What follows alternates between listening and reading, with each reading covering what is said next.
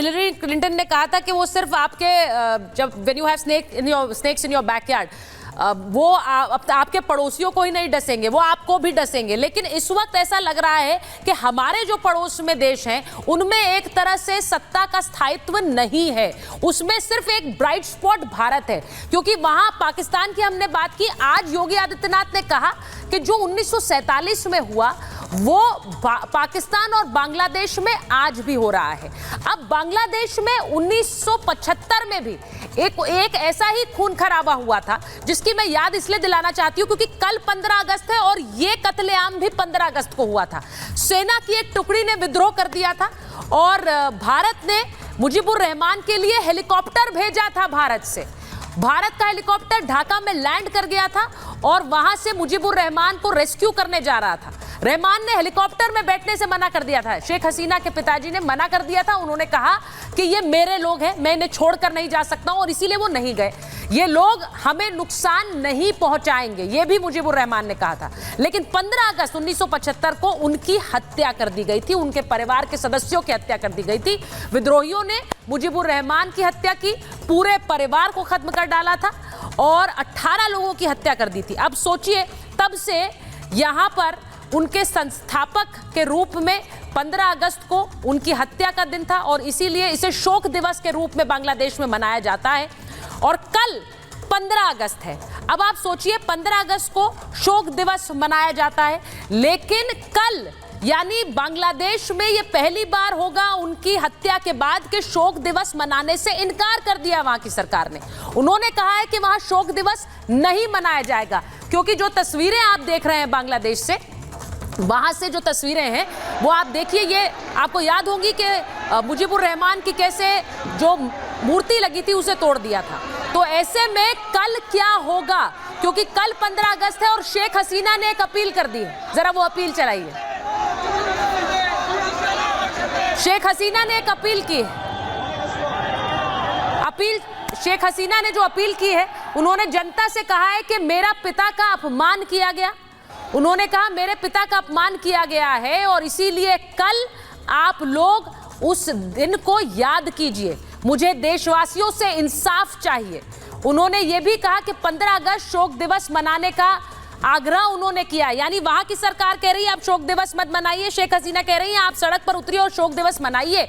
15 अगस्त को मुजीबुर रहमान की बरसी है, ये संदेश उनकी तरफ से आया है। आंदोलन के नाम पर बर्बरता की गई थी, इसे याद रखिए, और हिंसा करने वालों को सख्त सजा दी जानी चाहिए। उन्हें सबक आप ही सिखा सकते हैं।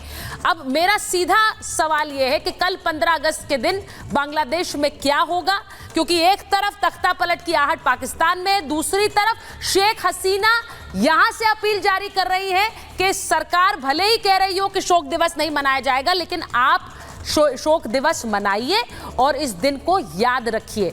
अब मेरा सवाल ये है, जीडी बख्शी सर आपसे पहले पूछ रही हूं, जो तस्वीर इस वक्त नजर आ रही है उसमें अगर एक तरफ से बांग्लादेश में ये कहा जा रहा है कि आप शोक दिवस मनाइए, सरकार शेख हसीना ने अपील की, वहां वो अपने काडर को एक तरह से इंस्पायर करने की कोशिश कर रही है, दूसरी तरफ वहां की सरकार कह रही है पहली बार 75 के बाद कि शोक दिवस कल नहीं मनाया जाएगा, कोई छुट्टी भी नहीं होगी, अवकाश भी नहीं होगा।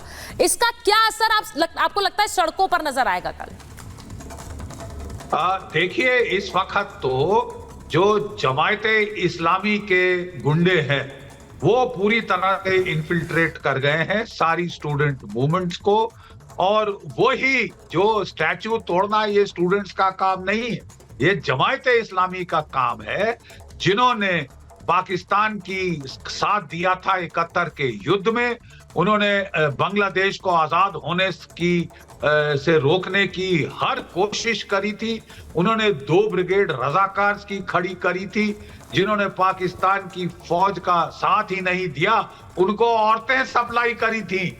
ये तो इनकी खसूसियत है साहब, ऐसे हरामखोर लोग हैं, ठीक है। और अब वो दिखाना चाह रहे हैं कि पाकिस्तान में क्या कहना चाह रहे हैं कि बांग्लादेश के लोग चाहते हैं कि उनका विलय पाकिस्तान में हो जाए, एक फटीचर पाकिस्तान जिसको वो देख रहे हैं इकोनॉमिक तबाही की कागार पे है। अरे साहब, इतने पागल नहीं है वहां के लोग। बांग्लादेश के लोग बहुत पढ़े लिखे लोग हैं, बड़े वो जानकार लोग हैं। और जैसे ही ये तमाशा खत्म हो जाएगा, देखिए वहां पे ये मोहम्मद यूनुस साहब अमेरिका के चहेते पैराशूट किए गए हैं वहां पे राज संभालने के लिए। और जैसे बगदाद में अमेरिका ने क्रेन लगवा के सद्दाम हुसैन के स्टैचू गिराए थे, उसी तरह वही प्लेबुक प्ले की जा रही है कि यहाँ पे स्टैचू मुजीबुर रहमान के गिराए जा रहे हैं, गाली गलौज उनको दी जा रही है जिन्होंने देश को आजाद किया। तो ये जमायते इस्लामी के गुर्गे कहना क्या चाहते हैं कि उनको आजादी मंजूर नहीं, कि वो गुलाम रहना चाहते हैं, वेस्ट पाकिस्तान के कॉलोनी बन जाना चाहते हैं फिर, ताकि वो जिहादी बगावत कर सके, जिहादी उन्माद कर सके, तोड़ फोड़, आगजनी, एनार्की, जिहादी एनार्की साहब, जिहाद चाहिए हमें इकोनॉमिक प्रोग्रेस नहीं चाहिए। तो इसीलिए मैं जरूर हम देखेंगे कि कल क्या असर होता है। लोग कुछ डर गए हैं, वहां के लोग कुछ डर गए हैं इस एकदम के जो हजूम हुआ है, बट क्या उनके have they regained their wits, ये कल देखना होगा। देखिए पाकिस्तान में बहुत से ऐसे लोग हैं आरजू जी जो इस बात को लेकर उत्साहित हैं कि बांग्लादेश में एक रिजीम चेंज हुआ है, वहां पर सरकार बदल गई है, लेकिन वो इस बात से बेखबर है शायद कि पाकिस्तान में भी कुछ उसी तरह की तस्वीर हो सकती है। क्या मैं आपसे पूछ रही हूं, बांग्लादेश पर जो भी वहां से तस्वीरें आ रही हैं उस पर पाकिस्तान की एक नजर बनी हुई है? बिल्कुल बनी हुई है, बल्कि कुछ टाइम पहले तक, 1-2 दिन पहले की बात है कि बहुत तारीफ भी की जा रही थी शेख हसीना जी की, और टीवी चैनल्स पे ये बात की जा रही थी कि उन्होंने जो है बांग्लादेश को काफी आगे लेकर गई हैं और बहुत सी चीजें वहां पे बेहतर हुई हैं। लेकिन साथ साथ ये भी कहा जा रहा था कि वो एक तरह की डिक्टेटरशिप चला रही थी, और उसके बाद जो कुछ हुआ उस पर भी बात हुई। तो मुझे तो काफी पॉजिटिव रिस्पांस लगा पाकिस्तान के टीवी चैनल्स का एटलीस्ट, कि उन्होंने जो अच्छे काम किए हैं शेख हसीना ने उनके ऊपर भी बात की। लेकिन जैसे ही जाहिर है गवर्नमेंट गिरी है और उनको चली गई है, उसके बाद जाहिर है हमेशा होता है किसी भी कंट्री का, खासतौर पे पाकिस्तान जैसी कंट्री में, कि एक बड़ा यू टर्न लिया है और उसके बाद फौरन ये बात शुरू हो गई कि जी जो पहले शेख मुजीब थे उन्होंने गलत किया था और याहिया खान और भुट्टो सही थे, इस किस्म की बातें भी हमारे मीडिया में उठाई गई हैं।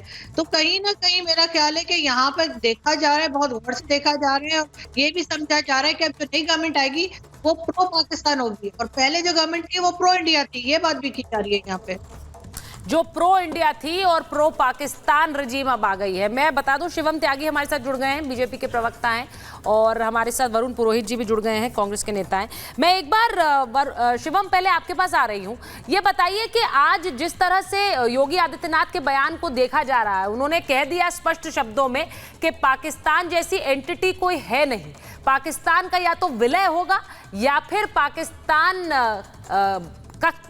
खत्म होगा। अब इसे बहुत से लोग अखंड भारत वाली सोच से जोड़कर देख रहे हैं कि ये सोच जो बीजेपी की रही है, लेकिन उसे हासिल करने का कोई प्लान नहीं है, ये सिर्फ बयान है। आप इसे कैसे देखते हैं?